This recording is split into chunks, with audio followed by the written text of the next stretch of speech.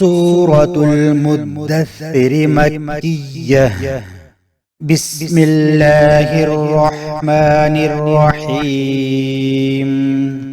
يا أيها المدثر قم فأنذر وربك فكبر وثيابك فطهر والرجز فاهجر ولا تمنن تستكثر ولربك فاصبر. فإذا نقر في الناقور فذلك يومئذ يوم عسير على الكافرين غير يسير. ذرني ومن خلقت وحيدا وجعلت له مالا ممدودا وبنين شهودا ومهدت له تمهيدا ثم يطمع أن أزيد. كلا إنه كان لآياتنا عنيدا سأرهقه صعودا. إنه فكر وقدر فقتل كيف قدر ثم قتل كيف قدر ثم نذر ثم عبس وبسر ثم أدبر واستكبر فقال إن هذا إلا سحر يؤثر. إن هذا إلا قول البشر سأصليه سقر وما أدراك ما سقر. لا تبقي ولا تذر لواحة للبشر عليها 19. وما جعلنا أصحاب النار إلا ملائكة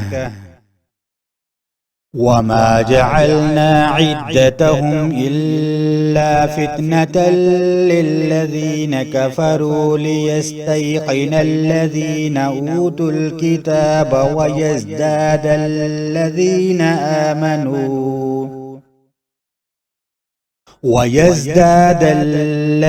آمنوا إيمانا ولا يرتاب الذين أوتوا الكتاب والمؤمنون وليقول الذين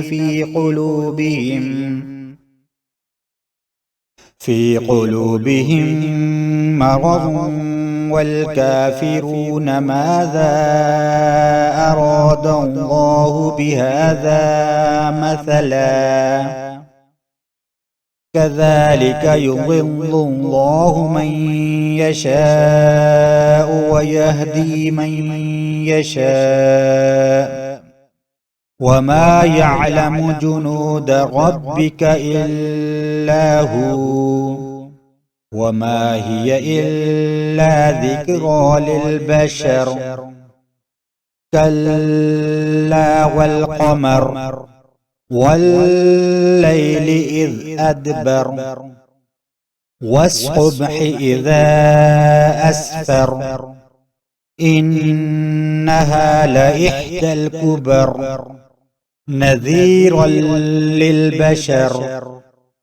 لمن شاء منكم أن يتقدم أو يتأخر كل نفس بما كسبت رهينة إلا أصحاب اليمين في جنات يتساءلون عن المجرمين ما سلككم في سقر قالوا لم نك من المصلين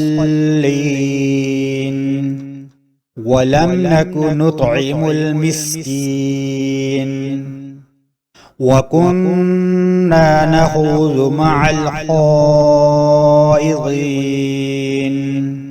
وكنا نكذب بيوم الدين حتى أتانا اليقين فما تنفعهم شفاعة الشافعين